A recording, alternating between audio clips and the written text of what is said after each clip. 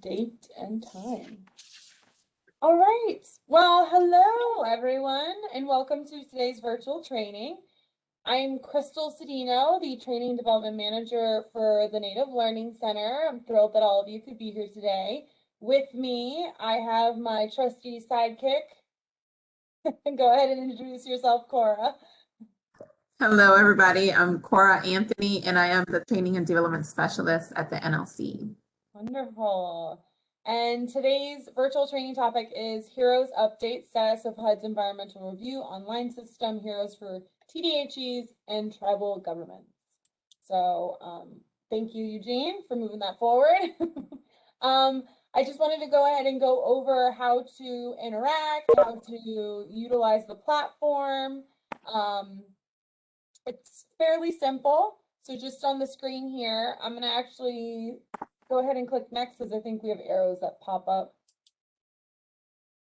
There we go. Okay, there's a raise hand tool. So if you just hover over your name, you should be able to see a raise hand tool for you to go ahead and raise your hand and try and get our attention. And then there's the emojis, I guess we can call them. Yeah, the Reactions. there we go. That's the word. The reactions. So we can use them to celebrate. We can use them to do thumbs up. We can use them to do a bunch of other things. So we'll probably be asking you at some point to go ahead and utilize that feature as well. And then there's mute, start your video, share. Record's more on our end because we're the facilitators. Oops, sorry, Eugene. But go ahead and connect your microphone, start your videos. These virtual trainings, as I said earlier, are intended to be as interactive as possible so that we can see you, unlike the rest of our webinars and whatnot. And then you do have the ability to share if there are documents or items that you need to share. One more thing, Eugene, hold on. Wait. Okay. And then you can up top zoom in and zoom out and change the layout of your screen. So just as simple as that, zooming in, zooming out, and changing that layout. Other than that, that's pretty much it. That's all I have. I can go ahead and stop jibber jabbering, and I'll pass it off to Eugene, our wonderful instructor for today's virtual training. Go ahead and take it over. Thank you very much, Crystal and Coral.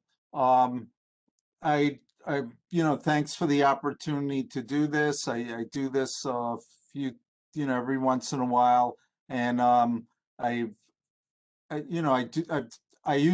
am I? I worked for HUD for 30 years. I retired 15 years ago. I still do some environmental training, and I also work with Kansas State University gets a grant from EPA to provide free technical assistance for brownfield redevelopment. So this is something I'm interested in.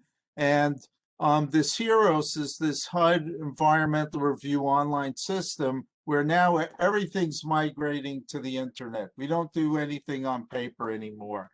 Or if we do, we do it, but it's going to be automated. And they have done that with the environmental review. I will say right off the bat that it is going to be mandatory. It is mandatory in some places for like the larger cities. It's going to be mandatory for most of HUD grantees, but not for tribes anytime soon. That they're not going to make everyone do it until most people are doing it anyway. And how do you get most people to do it? You make it so that they want to do it. It's like easier to do it. You could do a better job. And that's the main message of this presentation, is that HEROES does provide a bunch of benefits. And we'll try and outline that. And then what I'll also show you at the end is, even if you feel uncomfortable with using the online system, there are pieces of it that you could pull out and use, and that could help you do a better job, even if you're not going to use the online system itself. So let's start talking about it. It's an enterprise system. It's like everything that you do nowadays when you're interacting with your bank, with with buying stuff, you're going online and you're doing something. You know, what do I like about Heroes when it relates to tribes? That it catches a lot of errors. I've seen a bunch of instances where HUD went out and monitored and said, oh, you started the project before you did your environmental review, or you didn't do your environmental review correctly, and we're going to have some findings or sanctions. And if you use Heroes, you could avoid most of those. It'll guide you through the process. It'll give you error messages, and it also makes it easier to send stuff to HUD, your request for release of funds, and even the public. In the past, and even now in most of tribes, we tell the public, oh, we have this environmental review record in our office. We publish a notice in a newspaper. You can come in and look at it. Nobody does that, but everyone goes on the internet and downloads information.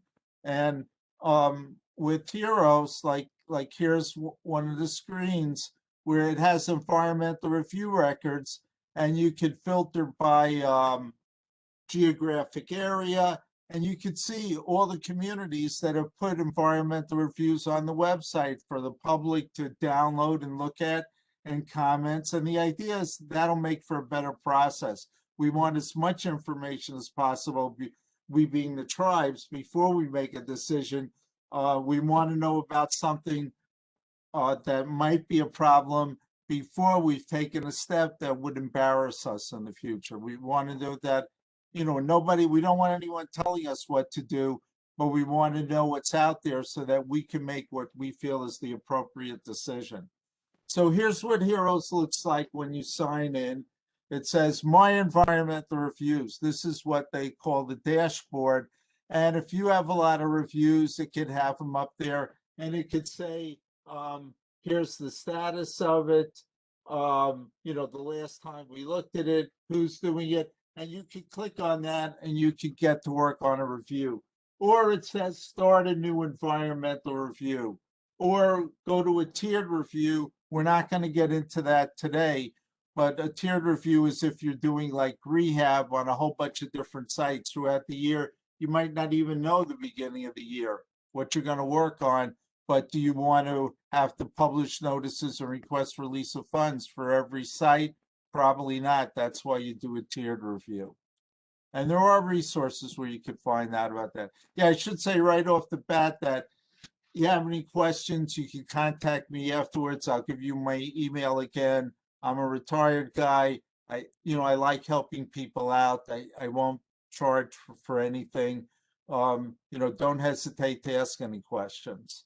And of course, HUD is always available. And they have this excellent Danielle Shop, who used to be the head of all of Environment and Energy. She's now the program officer for the Office of Native American Programs, the environmental officer, and she knows more than anybody. So here's your initial screen with Heroes. You would fill in your project name, and they'd want to know about funding. They'd want to know, does anyone else have anything to do with it? And then if you try and go to a screen, the next screen, and you haven't filled out all the information, they're going to give you error messages. That's what I wanted to show. This is one of the main benefits of Heroes, that if you left something out, if you putting something that doesn't make sense, maybe you misunderstood what the form is asking for, you can see on the top here where it has error messages, and it'll won't tell you everything. It's not like a robot assistant that we're moving towards, like a lot of the Google assistants, Alexa. It's not there yet, but it's moving in that direction, and it's enough that it'll help us to some degree. And this by itself is a good reason for using Heroes. Okay. Also, when we can see here on the left in red, it shows you the different screens you could go, or the different parts of the process. You can see from your initial screen to your project summary to what level of review. Then you look at the related laws and authorities. and then, you know, is there anything wrong with the project? Do I have to mitigate it? That's one thing HEROES does that we didn't do as much in the past. We didn't follow up on our mitigation measures. It makes a finding, it packages it. I'll explain a lot of these things later on. It gets a signature and then it publishes, it helps publish the notice or at least disseminate them. And then send, within HEROES, you send the request for release of funds to HUD, the 7015.15 form, and HUD will send it back to you. The removal of grant conditions, the 7015.16. Okay, so everything can be done within HEROES. Just about, but not really, because HEROES just records it. All the analysis you really have to do outside of HEROES. Now, one thing I wanted to make sure everybody knew about is, on one hand, there's HEROES, and it's sort of linked to HUD's website, but it's not the same. And even if you're not using HUD's website, there's this, HUD HEROES, there's this great website that has information on all the laws and authorities that you have to follow as part of the environmental review. So, and here's an example, like one of the laws and authorities we could see here is farmland protection. I know it's here somewhere. Here it is, right on the second from the left column, third down. So if you go to the HUD website, you could see for farmlands protection. So this is outside of HEROES. It's on the HUD Exchange, but they're meant to be used together. HEROES is just where you record everything, but on the HUD Exchange website, it gives you an introduction, it gives you the guidance. Do you meet some exceptions? And then it tells it, and the questions that they ask are also the questions that are right within HEROES. Like, for instance, here it says, does your project include any activities, including new construction, that could convert agricultural land to non-agriculture? And if you say yes, then question 2 pops up. If you say no, then you won't even see question 2. And then, does your project meet one of the following exemptions? Then it says, then if you answer no, that you're not exempt, then question 3 pops up. And it says, does important farmland, including prime ag, unique farmland, or whatever, occur on the project site? And how do you know that? Well, HEROES gives you a hint. It says, hey, here's a website. You can look at the Soil Conservation Service soil maps, or you can check with your local and county, or you can contact as a district conservationist in every county from the Department of Agriculture's Natural Resource Conservation Service, who could look at your particular site. And there's this form that you fill out that if you really are converting a farm field to build a project on, to build housing, you might have to jump through some hoops. Okay, and then because you answered all of those, it says, well, here's alternatives. It says complete that form, which is the form that you have to send to the Natural Resource Conservation Service, and you have to work with them to minimize the impact, and then you would document your conclusion. So you can see there's a lot of work you have to do outside of HEROES. It's not that you could do everything online, but what HEROES does is it takes everything you've done, it records it, it puts it in an environmental review record, and I'll show more of that later. And this is your permanent record. This is what you'll use to complete the process. And this is what you use that if anyone monitors you or if anyone sues you, did you go through the process, you'll have it in HEROES, and that'll be your official record. And HEROES tells you, it comes up with this like boilerplate language that says, you know, it includes activities that could convert. That's because we said, yes, we might convert it. But it comes up with the proper conclusion. Well, with mitigation, the project will be in compliance with Farmland Protection Act. And then it prompts you, hey, give us some more text. And notice here it says supporting documentation upload file. And that's a very important part of Heroes, that it's not that you're just filling out a bunch of forms online. You're uploading maps, you're uploading letters. And here's how you do it. You say, okay, I want to upload it. Remember here, there's a button that you pick upload a file. And that pulls out a screen where you find that file on your computer and you upload it. Now, one thing that I want to call your attention to is remember over here when we were looking through this item, it asked us a bunch of questions, right? And if we're not using Heroes, are we going to ask the same questions? Are we going to look at it the way HUD wants us to do? And there's an easy way to do that. In if you look up like Heroes Partner Worksheets, do a Google search, you'll get this page. And it shows like for each of the different laws and authorities, there's a set of questions that are the scripts for Heroes. And this is very useful, even if you're not using Heroes, that you could ask the right questions, that HUD can't monitor you afterwards and say, what the hell did you do? You know, you said it's in compliance with the Farmland Protection Act, but you didn't ask the right questions. So here are the right questions. What do they look like? Here's an example for site contamination. And this is, there's for multifamily and single family. Single family is 1 to 4 family structures. Multifamily is anything that's not single family. In other words, it could be commercial real estate. Maybe you're building a community center. That would be these criteria. And what do they ask you? First of all, how is the site contamination evaluated? Select all that apply.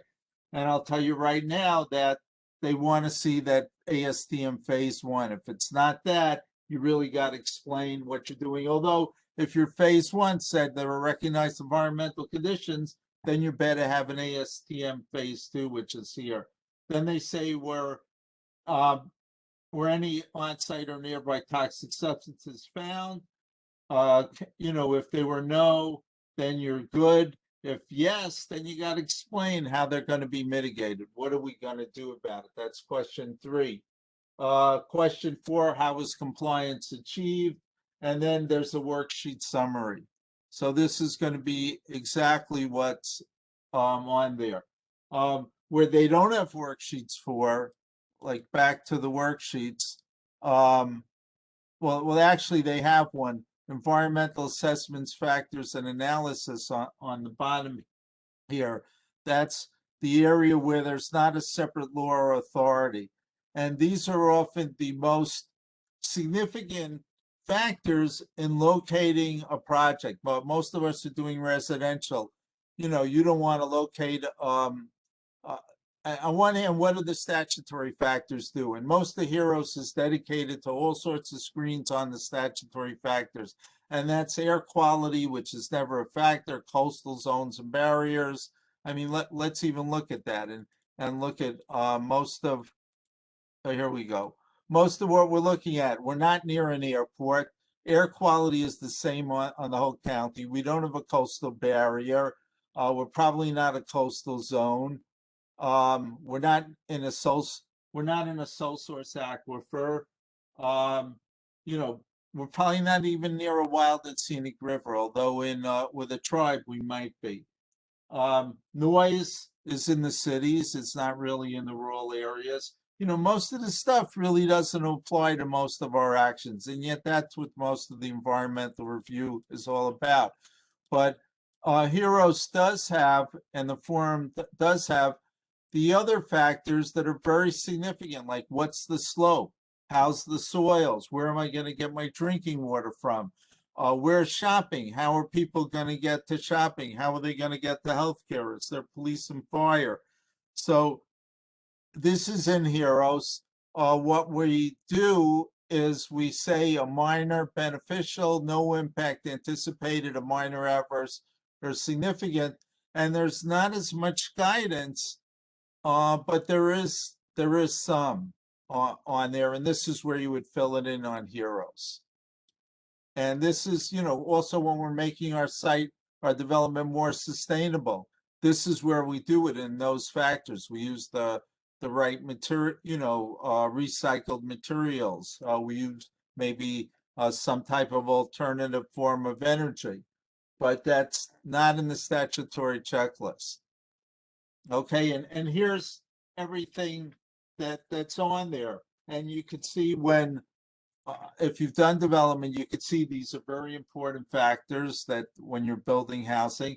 But even if you're trying to make it more sustainable, like LEED, these are the factors that LEED looks at. These are very important, but they're under local control. There aren't federal standards. What are the tribe standards? But you want to record that in your environmental review, saying, this is what we've done. This is how we're doing it. Now, Heroes can, as I said, most of the work is done outside of Heroes, and you're uploading documents. And Heroes can do, I never heard of somebody running out of space on Heroes. This says that you can't have a file larger than 50 megabytes. Well, first of all, a 50 megabyte file is a pretty large file, but that's only for one item. That's just your floodplain map or your wetland map. You could have 20, 30 different documents uploaded to Heroes, and the limitation is that no one of those documents can be greater than 50 meg. But I haven't heard of somebody running out of room that I had more documents to put in Heroes and it wouldn't take it. Okay, so now that we've taken a quick drive through Heroes, what do I want to point out, especially for those people, and I only noticed one person who said that they're using Heroes here, is that it can streamline the environmental review process. It facilitates organization and sharing between the responsible entity and partners. Like you could have a consultant, and the consultant, I do a little of that work. I still do a little work in my retirement, and I work with this community where I fill out the environmental assessment first, and then I send it to them to make the findings. So, you can be working with a consultant and still do it within Heroes. And as a matter of fact, if I'm paying a consultant, why don't I want him to use the state-of-the-art process? Okay. They could share, manage, and certify reviews, and they can submit the request for release of funds. We went over that. Quite frankly, if you do environmental reviews all the time, Heroes slows you down. It really does, going from screen to screen. But if you don't do it enough, most of us only do maybe 20, 40 hours a year of environmental review. So even if we learn something, we forget it by the time we're doing the next one. Heroes is great to catch those stupid mistakes. So I've shown you how it provides policy guidance and instructions on there. A lot of us don't know whether are we supposed to call it exempt or categorically excluded. Heroes has, there's even a level of review assistant that helps you figure out what's the proper level of review. So it really could help you out. They're archived on one CPD for a year after completion, but they're actually permanently saved in Heroes. And they could be updated. There's something, what if things change and we haven't done the project yet, or we're managing the project, you could still work within Heroes. So who uses Heroes? All HUD staff do, responsible entities do, and even let's say a tribally developed housing entity. The tribe may be the one that has to make the finding and sign the review, but you get Heroes credentials and you can be preparing most of the review if that's the relationship that you have with the tribe. Also very important, I've already shown this to you, that the public can access completed environmental review records. Okay, so here's what a Heroes login looks like if you have not asked for permission to use Heroes. Here's the access form. It'll take a few weeks to get access. So if you're thinking of doing it, do it. There's no downside to getting Heroes access. Number one, and I'm going to show you later on, there's a practice environment that you could practice for months or for years before you actually migrate, or you can never migrate. Maybe sometime in the future they're going to make tribes use heroes, but no time soon. That's not on anybody's agenda. Oh, we're going to have it done by next year, anything like that. Okay. There's a lot of training materials on HUD's website, not only how to do an environmental review, but how to use heroes. Let me point those out to you. Okay, first of all, there's a 168-page user guide. Maybe you like user guides. Most people I know don't read through user guides from start to finish. They're really good when you're trying to research a question. If you haven't used heroes and you want to get started, there's these excellent series of e-tutorials. I think there's maybe about 10 of them. And you can see, like, you click on this and then you have it take up your whole screen. And each tutorial is maybe 5 or 10 minutes. I don't even know if they're that much. They vary in length. And it goes through like each part of the, like here's on the left, it shows each of them. What are theirs? There looks like there's maybe 13 of them. Okay, but then there's also 3 on tiering, and there's 1 on the administrative functions. So if you haven't used heroes yet, you're going to give it a try. I would go to, this is where I would start. I would fill out the access.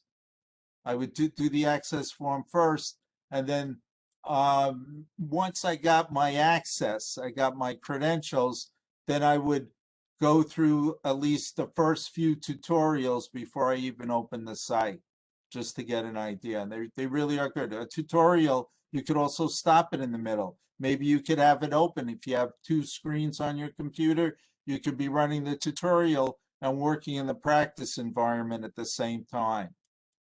Okay, if you have any questions about it, if you have a good relationship with your HUD field environmental officer, you could ask them, send them an email. But maybe they're on vacation, maybe they're not as responsive as you would like them to be. There's frequently asked questions, and there's also ask a question that and you could always ask me too. But what I'm trying to say is your questions are going to be answered. There's just it's not just a roadblock that you have to go to one person, and if they don't want to answer it, you're SOL. It's like you could go to the frequently asked questions, you could ask a question. There's lots of things you could do. Okay, so it's as I said, for a lot of HUD entitlements, it's going to be mandatory. It either is in some regions or it's going to be, but for tribes, no time soon. And if you're working with consultants, they could be part of it also.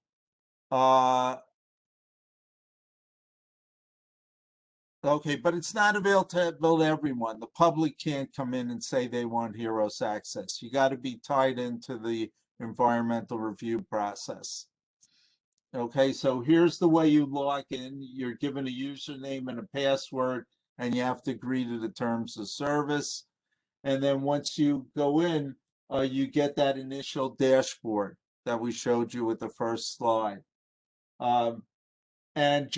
And once you either, let's say I want to start an environmental review, it would give you an initial screen where we have the information about the project. This is your project description. HUD had found over the years that the project descriptions left a lot to be desired. So the hero screen is asking, and you can't really get to the next hero screen unless you put in the funding, unless you fill out all these. I think one of the first slides I showed was all the error messages from leaving things blank. Then they say, give me a project description, tell me where the project's located. They even have something in here to validate the address, to make sure it's a real address, it's not an incorrect address. And we'd expect you, here it says a map or a photograph uploaded. that would be expected as part of your environmental review. I don't know if HEROES requires it, but me is when I was an environmental officer, I wanted to see a location map. And I wanted to see the project outline and location map on every environmental review. Okay, so here we would define it. If we have a star, it indicates that field is required. It won't go past the screen unless you fill something in. So here's where we put in the information. There is something, I know a lot of tribes might feel there's certain sensitive information, particularly with historic preservation and cultural resources. And, you know, if the project is sensitive, you can opt out of the public aspect of it. The default is that the public could see everything, but if you feel for some reason you don't want the public to see it, you are able to do that within HEROES. Okay, I mentioned one of the most difficult things for a lot of grantees is determining the level of review. Is the project exempt, which doesn't need, you hardly look at anything. You just look at three things: the clear zones at the end of the airports, the flood insurance, or even, and I think coastal barriers. But a lot of what we do is fixing up something that's already there. So that may be categorically excluded from NEPA, that you don't have to do a full environmental review, but you got to do all the statutory items. And which I said there's a separate law, but it's not the real important things if you're building something new. And often we're not sure, there's a certain point where you're putting so much money into something that's already there that you'll have to treat it like new. So there is a part of HEROES that's designed just to help you determine the level of review. And it asks a bunch of questions. Okay. You know, is it exempt? And you'll say it's exempt. You know, you definitely want to document in HEROES why it's exempt or what it's categorically excluded. But there's even something called the level of review determination assistant, where it asks you a bunch of questions, and based on those questions, it'll tell you what the level of review is. If you want to skip that, you just say, hey, I've done this a bunch of times. I know it's categorically not subject to. You check out that thing, and HEROES might catch an error based on your project description, but it might not. But this is what you're asking. Excuse me, Eugene. Linda has raised a hand. I'm not sure, Linda, you have a question that you would like to ask? Thank you, Carl. Is your microphone on? You're muted, Linda, so.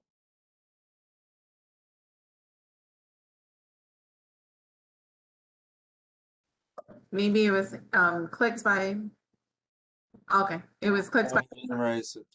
It was the gremlins that did it. Okay, so here's the level of review confirmation, and they say, hey, based upon what you told us, this is what we think it is. Do you check it out? Look at the regs. Do you think it is? And you say, yes, that's what it is. So, you know, it's very important that you have the right level of review, and HEROES spends a lot of effort and energy to make sure we got that correct. You know, it might ask what type it's in the project. Will it have a change in land use? What's the plan use afterwards? And these are factors that go into the level of review. So, you know, it asks all these questions. Okay, that you confirm it. And if you know, if you're not sure, you can go back, or if you're confirming it, you save and continue. Always save your work in HEROES. If you don't save your work, you could lose it. And if you, maybe somebody calls you away, they ask you a question, and you go to their desk for 5 minutes, and you're talking to them, you come back, you're gonna timed out, and all the work you put in there, you're gonna lose. So you always want to make sure you're saving it, or especially a lot of our tribes are in rural areas where the internet isn't as good, and your connection may fail. So you always want to be saving your work. Okay, so here's more of that level of review. Assistant. All right, now we're up to the related laws and authorities. And I showed you on that other page, there's like over a dozen related laws and authorities. And for each one, you're going to have to say, are formal compliance steps or mitigation required? And you'll make a determination, although those are made on the separate pages for each of those laws, and then they carry over to the summary page. Okay. So wait, we saw those already. And these is for the farmland that we were looking at. And these are, if you download those partner worksheets, that'll have all these questions. And it gives you hints about where to go. If you are maybe taking farmland, it'll say, hey, and this is everything in the environmental process. If there's an adverse impact, it says, hey, is there a way to avoid it? Is there any way to mitigate the adverse impact? Is there an alternative to avoid it? And if you have an adverse impact, you have to show that you considered mitigating it. And if you're not going to mitigate it, you have to explain why you can't.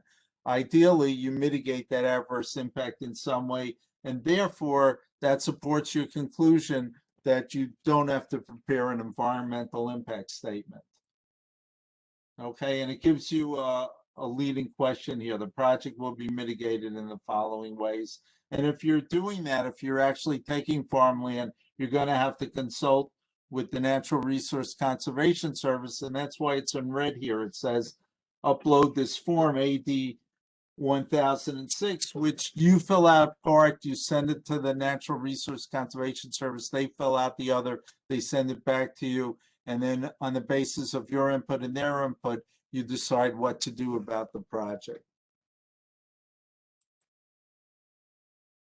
And you make here they made a compliance determination, and notice that they uploaded the farmlands map into the file, and now that's part of the file.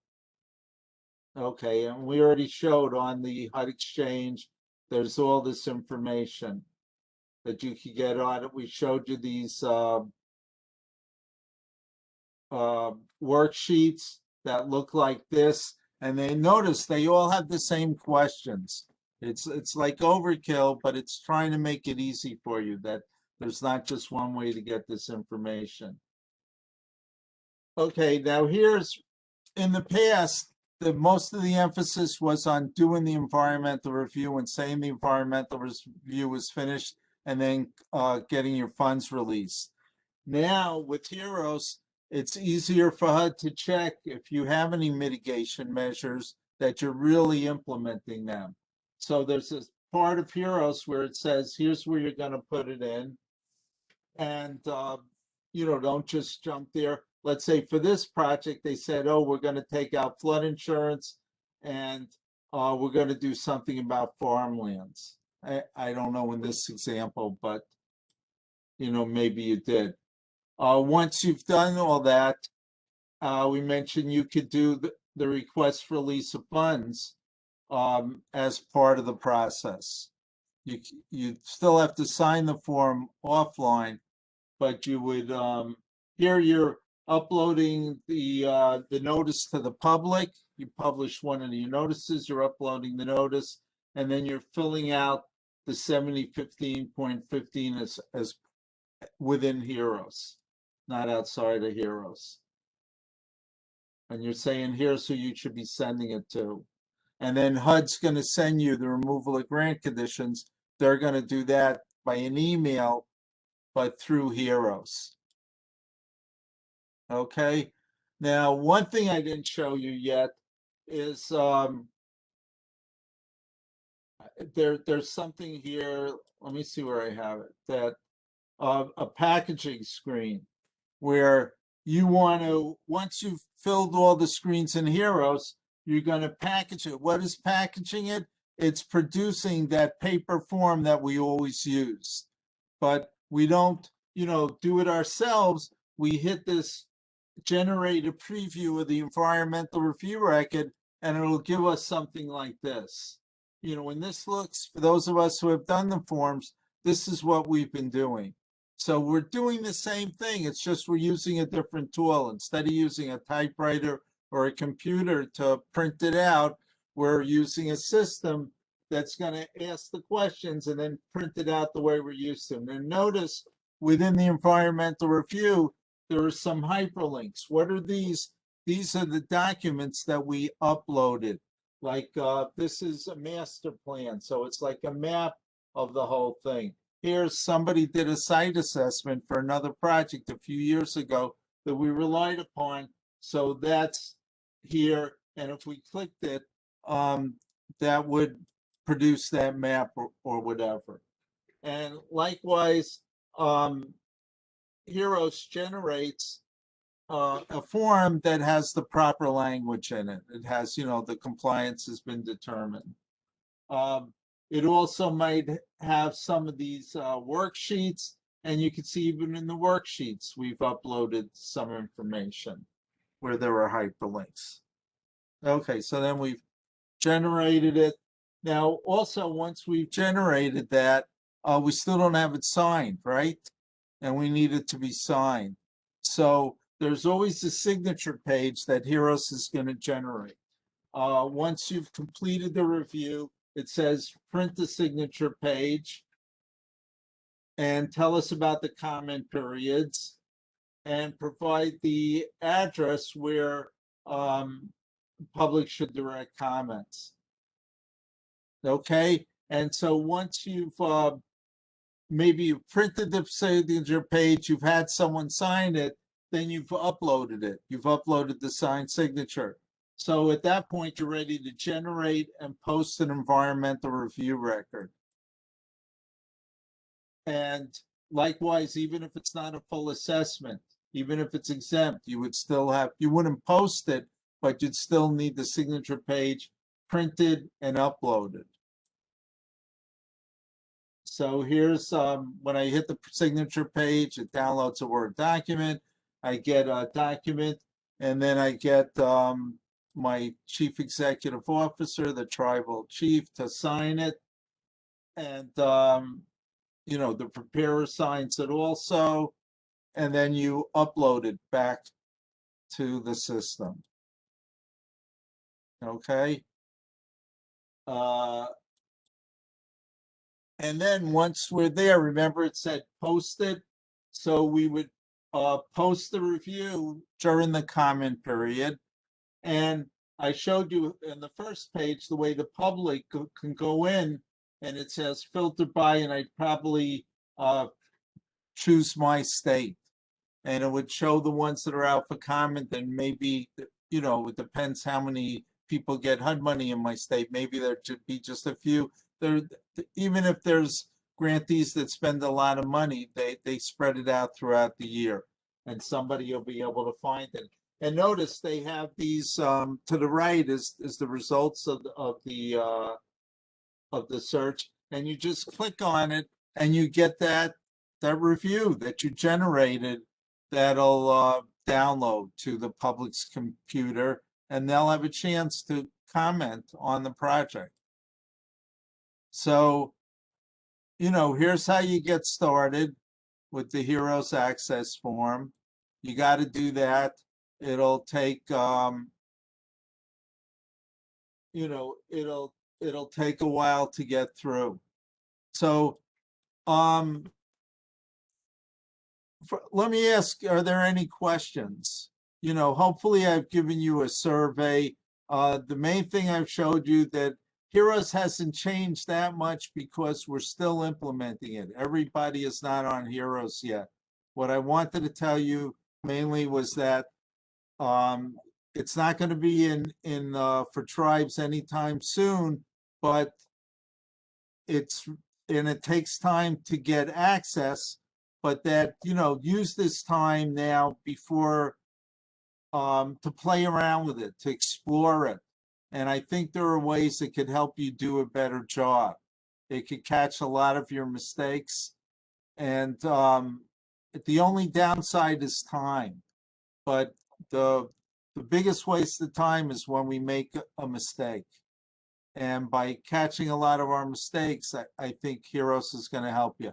We did have one person, I think it was Linda maybe, who said that she had used Heroes. Oh no, it was Virginia who would use Heroes. So could I ask you, Virginia, to just, tell us your honest feelings of what you think about Heroes based on your experience, and tell us about how much you've used it, because all your projects, maybe you only have one or two projects.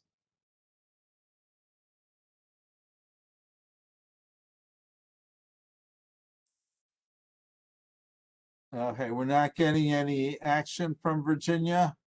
She She said that said- she loves it now, but when she first started, it was very confusing. Oh, okay. And that's what Sorry, go ahead. that's true of anybody, and that's why I'm suggesting that you might want to try it out. Even if you're not going to use it, at least see what it is. And at least check out those worksheets. So you could see, a lot of us are not sure how we should answer the question. Well, Heroes breaks that question down into component parts and gives us a better idea of not only what HUD is looking for, but God forbid, somebody will sue you, or a citizen will make noise and complain to HUD. This is the way that either HUD or the court is going to be looking at your project. She also mentioned that she had to take the WISER courses first to understand the ER process. Okay. Yeah, I didn't really mention that, but there's the tutorials that I showed is really just how to use Heroes. But then HUD also has this really good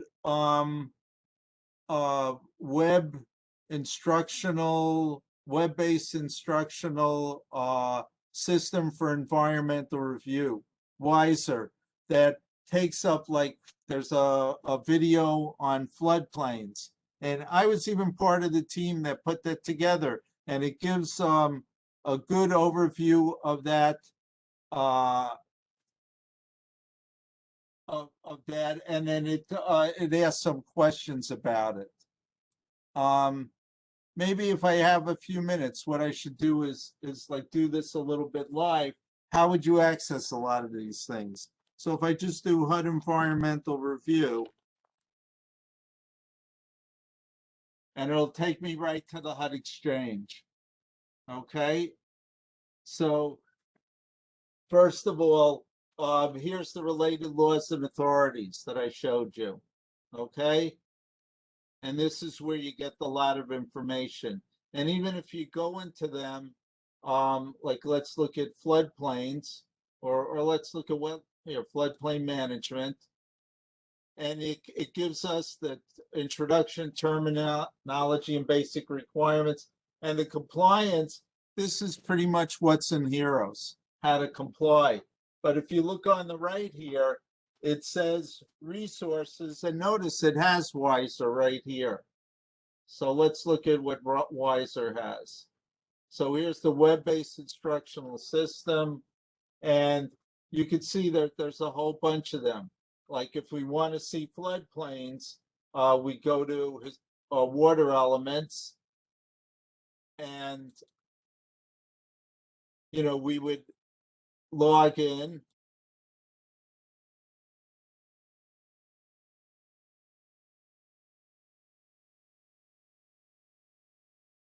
And it would launch the course. So, and we could see that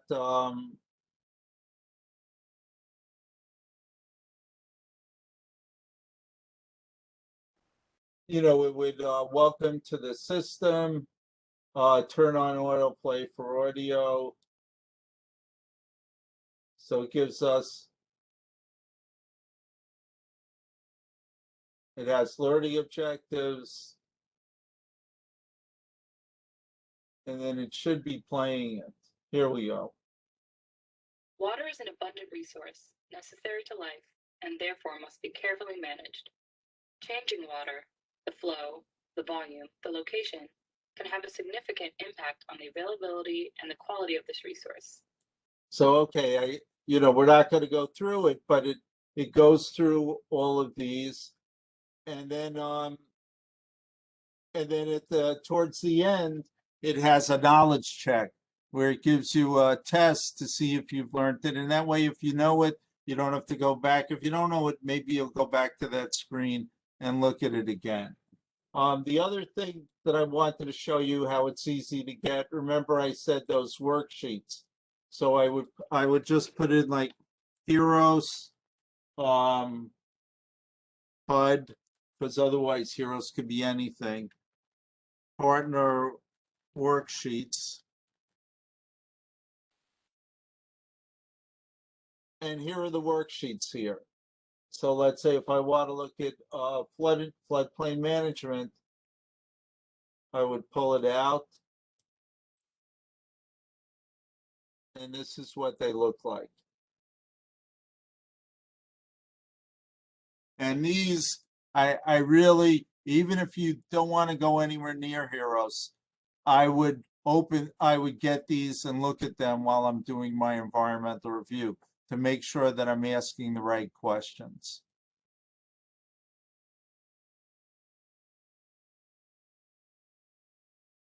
Is everyone still with us? Go ahead and toss a thumbs up.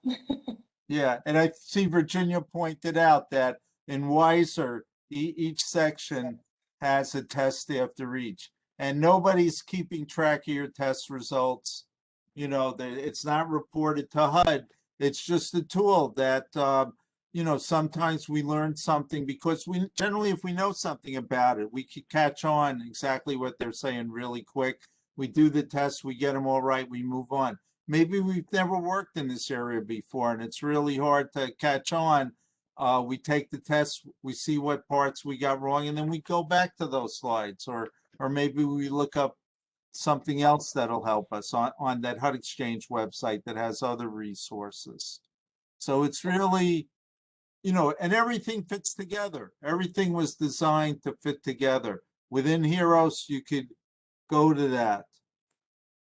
All right, so you're saying that they keep track of training, but it's to pass the thing. It's like HUD will be happy that you're doing the training. They're not gonna be saying, oh, I'm gonna monitor somebody because they got poor test scores. I only received 2 thumbs up. There's a few others of you in the room, and it's totally okay if you're lost, go ahead and, let us know that. We're happy to clarify.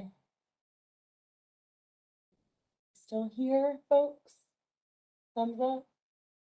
Okay, now we're about through with the content, but now's the time to ask questions.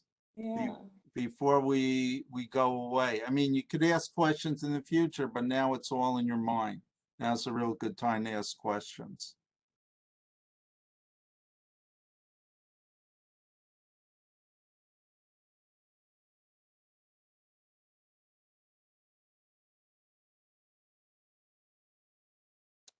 Bueller? I don't see any questions. Do you? No, I don't. Everyone, this really is your opportunity. If you're lost or if you need further explanation, by all means, submit that. There's no shame here. We're here to help as much as possible. But this is, a lot of HUD has become automated and environment is part of it. This is if you work with other agencies and you do environmental reviews for them, I'm not aware of any other agency having anything close to this. But when you look in the future, this is the way society is going. Everything is on the internet nowadays.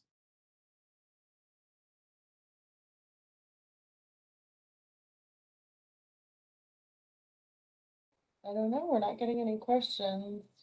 Okay, I don't know if that's good or bad. Yeah, I don't know if that's good or bad either. Virginia, Tanya, Linda, Jay, Kapuli. I apologize if I butchered that.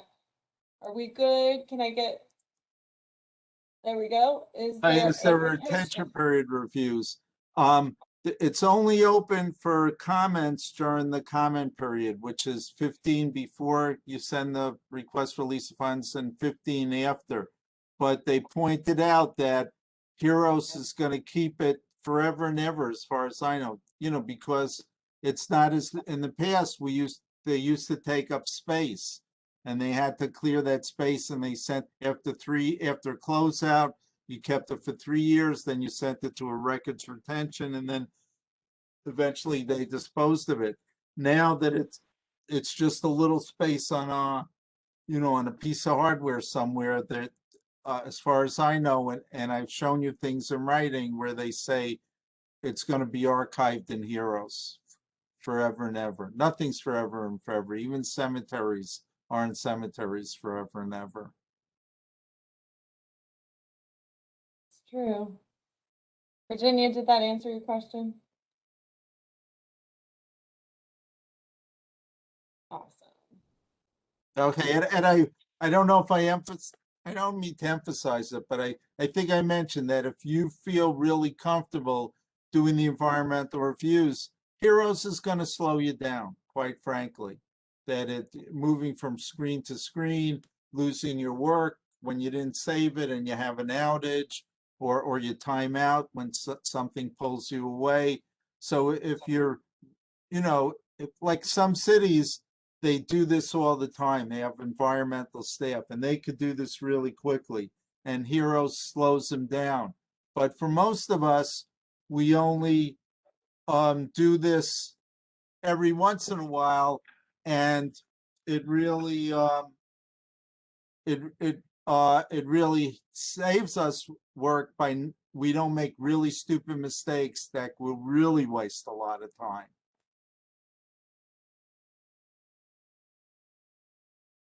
Well, Linda mentioned thank you, great information, no questions at this time, info seeking right now. She had to sign off. So. Yeah, I saw that. Oh, hey, if there were no questions, I think we'd appreciate people filling out the survey. Am I stealing your lines, Crystal? No, by all means. And because like Crystal and Carl and I were just discussing, they're going to be thinking about what's going to be in the future, and we want to present programming that's useful to you. So how do you let us know? Either you write us or you fill out surveys. You say, this was really good, this wasn't so good, you didn't discuss this at all, and this is what I really want to know. Exactly. Well, Cora went ahead and put it in the chat box, so go ahead and click that, fill that out for us. What do we have next? Next slide, please.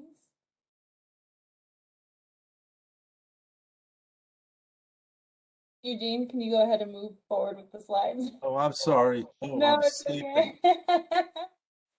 Join us for our next training, which is going to be this Friday, July 9th, Mapping Traditional Ecological Knowledge, Tech for Use in NEPA Planning Process, presented by Eugene. And we have a few other. Yeah, I'm not really the main presenter. Yeah. I'm part of a team here. And we have this wonderful person, Cynthia Nett. She's a research professor at Kansas State University.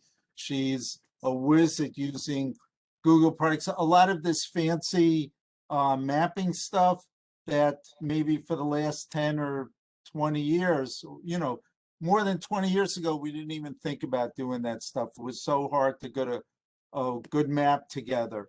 But then they developed all this fancy, expensive software that the GIS experts were really doing.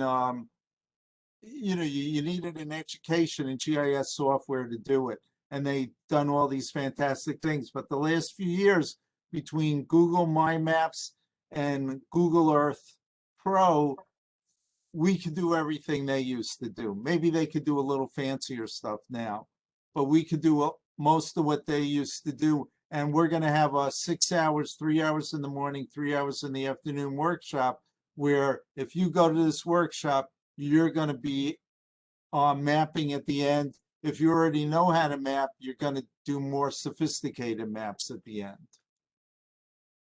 I went ahead and plugged in the Eventbrite registration page, and just so that everyone knows it's not 2 p.m. Eastern, it's 11 a.m. Eastern, and then it's from 11 to 2. Is that right, Eugene? And then No, I think I better check on it, but there's a 3 hours in the morning and 3 hours in the afternoon, what I think an hour and a half in between.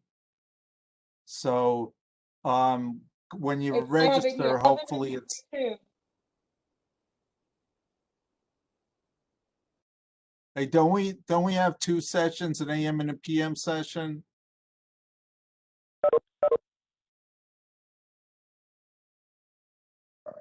I think Crystal is losing connectivity there. Yeah. The first session should start at 11 a.m. if I'm not Okay. mistaken. Yes. By 11 a.m. Eastern, Yes. which is 8 a.m. on the Pacific Coast. Mhm. Okay. So I will go ahead and plug those into the chat for anybody that is interested.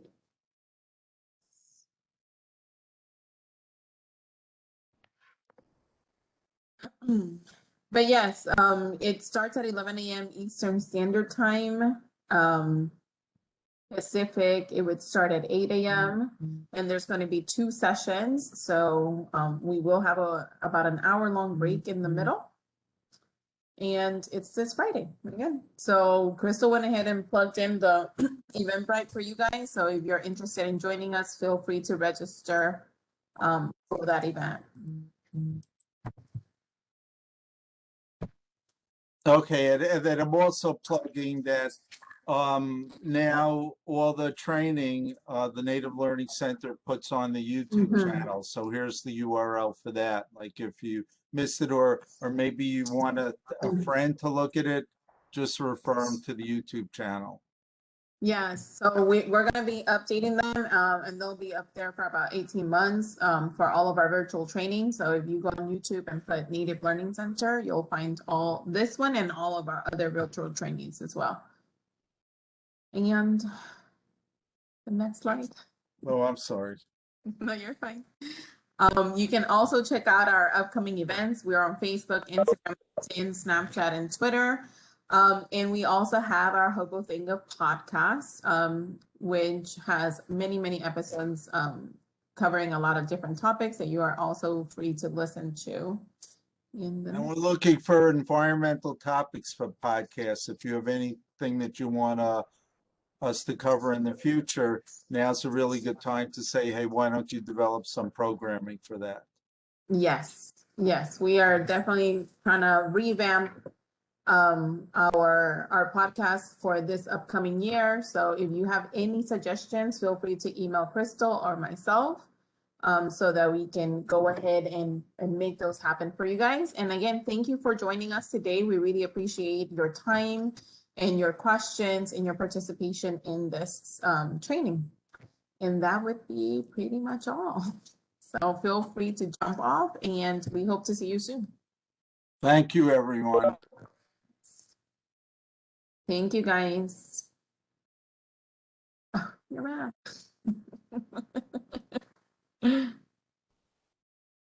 Of course, right at the end. All right. Have a good one. Should I end it? Hey, thanks again. And I'm a little disappointed with the marketing that we did and the registration that was screwed up a little bit, but these things happen. Just I want to go forward and like I said, I'm going to talk to my tab team and I might even, I want to be responsive to what you want. Like you say, you're coming out with a new thing. Now that I know that the things that I did way back when don't really exist anymore, I may do some basic things also. I may submit them, but it's up to you to decide what you think is appropriate for, to have. Mm-hmm. I was just thinking of something. I had an idea while we were sitting here, and it's a complete rough draft, but once I have something a little bit more concrete, I'll let you know because it does include environmental. Okay, and I think also, like, you know, one of the participants even pointed out, hey, there's this really good stuff on the HUD website, and we don't want to really duplicate that because we can't be as good as what they did. A lot of resources really went into that, and it'd be a shame if people, you know, watched our thing and didn't watch the other thing. But if we could do something that's complementary to what's already there, that'd be, and move and let people know that it's there and encourage it, that would be great. You know, Yeah, because yeah. they really are some great resources. Mm-hmm. Yeah, no, I totally agree. So once I have something a little bit more solid, I will be emailing you. So. Okay. Always a pleasure. Take care, and I hope your air conditioning doesn't go out. Thank you. Take care. You too. Bye-bye. Bye. Hey, Crystal.